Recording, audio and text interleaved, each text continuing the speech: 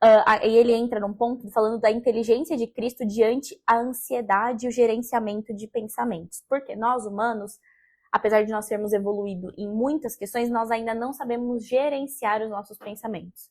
E aí ele fala da ansiedade, ele fala muito antes. Hoje a gente já tem muitos problemas, né? Mas lá naquela época, quando Jesus veio, ele já falava da ansiedade. Ele já falava como o ser humano não sabia gerenciar. Que aí ele até cita aqui, ele discursava eloquentemente: não andeis ansiosos pela vossa vida. Isso não significa que devessem abolir qualquer tipo de reação de ansiedade, mas que não vivessem dessa maneira, porque a ansiedade ela é importante, ela é saudável, né, em determinado momento, para que você continue vivendo. Entretanto, não viva ansioso. Tenha ansiedade, né, no sentido de... Mateus 6 que ele fala disso. Aí ele fala assim, basta a cada dia o seu próprio mal. Exatamente, exatamente. Porque é importante que a gente, sim, tenha ansiedade no sentido de se precaver de determinadas situações, mas viver dessa maneira gera uma série de doenças que provavelmente Jesus já sabia que geraria, e nós estamos aqui hoje tendo as doenças mentais como o maior problema de hoje. Você vê que o Mateus, quando está escrito isso em Mateus 6, não está dizendo que é para você não programar o seu futuro. Programe o seu futuro, sim. Uhum. Só que não é para você ficar remoendo algo que vai acontecer. Exato. Pode seguir. Espera acontecer. Uhum. Para você, assim, você não sabe se realmente vai acontecer o que você queria ou não. Então espera acontecer. Se for ruim, aí você sofre. Se não for, por que você está sofrendo por antecipação? Sim. E aí ele até fala aqui que nesse livro especificamente ele não vai ficar falando sobre ansiedade, ele cita esse tópico aqui. Lembra que eu falei? Esse livro me parece mais uma grande introdução dos próximos livros. Ponto de vista da Vitória, tá?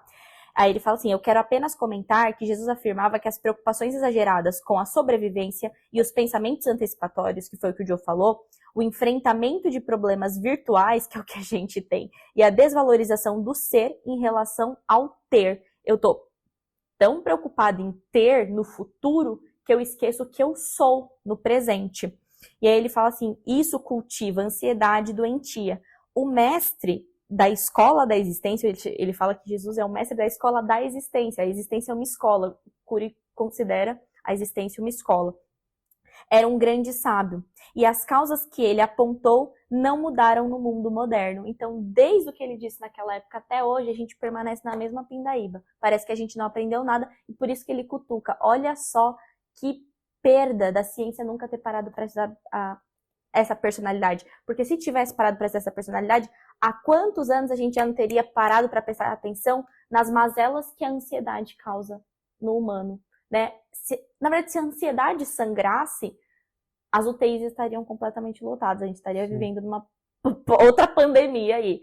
Mas não sangra, então por isso que a gente vem vivendo tanto tempo. Ele fala, olha que lacuna que existiu por não termos prestado atenção em Cristo. E aí aqui a gente vai para uma parte que ele fala, cadê? A inteligência de... Não, isso, ainda em relação à ansiedade. Isso aqui o Joe falou. Ele fala assim, não, nós não conseguimos e nós não podemos interromper a produção de pensamentos. Isso é impossível. A gente não consegue. Nosso cérebro ele não para, inclusive quando a gente está dormindo, a gente está sonhando, nosso cérebro ele não para nem um segundo. O que a gente consegue fazer é gerenciar.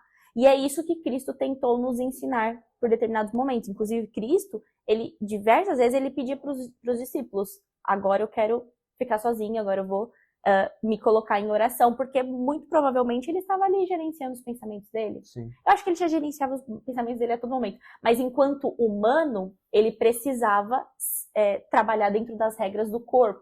Então, muito provavelmente, ele ia para esse momento mais recluso dele para gerenciar esses pensamentos. Sim.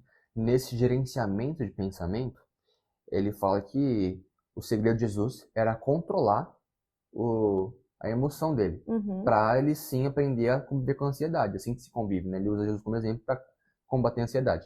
Então, a ansiedade como um problema, eu digo. Então, Jesus ele controlava os sentimentos dele, e é isso que a gente deveria fazer também. E ele diz que Jesus, uma das formas de controle, Jesus, não sei se é nesse capítulo que ele fala isso, mas é a servidão. Quando ele servia os outros, ele estava controlando os próprios pensamentos, porque ele quis ser colocado, já que ele não quiseram que ele fosse colocado como rei, ele não aceitou. Ele era Deus, então teoricamente ele deveria ser servido, mas ele serviu. E aí ele parte para falar Jesus como servo e Jesus como líder. E ele diz: o maior líder não é aquele que é capaz de governar o mundo, mas aquele que é capaz de governar a si mesmo. Então, a partir do momento que você controla a sua ansiedade, controla suas emoções, não que você não deva expressar, mas deva controlar. Não pode ser algo que a emoção te controle, que você haja sem pensar. E Jesus nunca, nenhum evangelho, você nunca vai ver Jesus perdendo a razão. Em momento algum, ele está agindo por conta apenas da emoção. Ele tem uma racionalidade em todos os atos dele. Achei ótimo você trazer isso, porque aqui está falando justamente, Cristo não admitia tensões, a ira, a intolerância, o julgamento. Toda vez que ele via que um dos seus apóstolos estava, ou alguém que estava perto dele, estava deixando os pensamentos e as emoções controlar, ele intervia. Justamente porque ele queria ensinar a raça humana, desde aquela época, a gerenciar os pensamentos, as próprias emoções. E aí ele fala, ele não queria que o julgamento envolvesse seus discípulos. Ele estimulava seus íntimos a serem fortes numa esfera em que costumavam ser fracos, que é essa que a gente está falando.